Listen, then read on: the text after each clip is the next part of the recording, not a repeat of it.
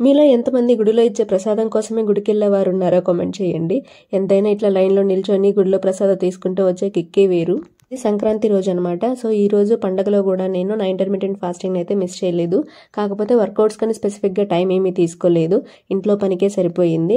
End of the day నేను ఎంత walking చేశాను అనేది మీకు వీడియోలో చూపిస్తాను.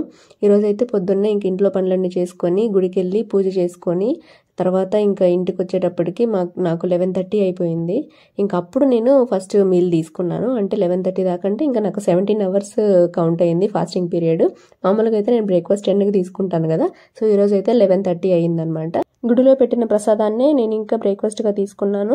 తర్వాత లంచ్ వచ్చేసి 2:30కి అనమాట. 2:30కి నేను బనానా ఫ్రై, ఇంకా వంకాయ, ఇంకా మునక్కాయతో ఫ్రై, తర్వాత మామూలుగా వైట్ రైస్, ఇంకా పప్పుల్స్ అంటాం కదా పప్పుతో చేసుకున్నాము, దాన్ని తీసుకున్నాను. వైట్ రైస్ అయితే నేను స్కిప్ చేయలేనండి. అంటే తీసుకోవచ్చు, తప్పేమీ లేదు, కాకపోతే లిమిటెడ్ క్వాంటిటీలో తీసుకుంటే సరిపోతుంది. సో నేను పొద్దున కానీ ఈవినింగ్ కానీ స్నాక్స్ ఏమీ తీసుకోలేదు మధ్యలో. నాకు వీటికే సరిపోయింది, ఫిల్లింగ్గా అనిపించింది. దాంతో డైరెక్ట్గా 5:30కి నేను నా లాస్ట్ మీల్ అంటే డిన్నర్కి వచ్చేసి నేను సాంబార్ రైస్ తీసుకున్నాను. సో మొత్తం వెజిటబుల్స్ అన్నీ వేసి 1 pot మీల్ అంటారు కదా, అట్లా సాంబార్ రైస్ చేసింది అమ్మ.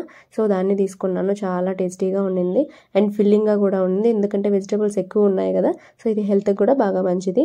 ఆ తర్వాత నేను ఈవినింగ్ వాకింగ్ చేశాను అనమాట. దగ్గర 1 hour పైనే చేశాను. చూస్తున్నారు కదా 7K steps దాకా చేశాను అనమాట ఆల్మోస్ట్.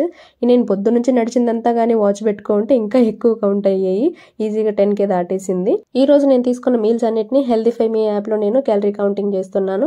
ఈరోజు 1000K కంప్లీట్ అయ్యింది, అదే 1100కి అయ్యింది. ఏమేమి తీసుకున్నాను అన్నది ప్రతి ఒక్కటి ఇందులో ఎంత క్వాంటిటీ అని ఎంటర్ చేస్తున్నాను. నేను ఈ క్వాంటిటీస్ కటోరీ అని పెడుతున్నాను కదా, అంటే ఏంటి ఎంత కొలత అనేది మీకు డౌట్ ఉంటే కామెంట్ చేయండి, నేను దానికన్నా సెపరేట్ వీడియో చేస్తాను. అలాగే మన వీడియో మీకు నచ్చినట్టయితే లైక్ ఇవ్వడం అయితే అసలు మర్చిపోకండి. మీ ఫ్రెండ్స్ కానీ మీ ఫ్యామిలీకి కానీ ఎవరికైనా ఇట్లా ఇంటర్మీడియట్ ఫాస్టింగ్ గురించి వీడియోస్ కావాలంటే వాళ్ళకి షేర్ చేయండి, వాళ్ళకి యూజ్ అవుతుంది. సో రేపు ఇంకో వీడియోతో మళ్ళీ కలుద్దాము.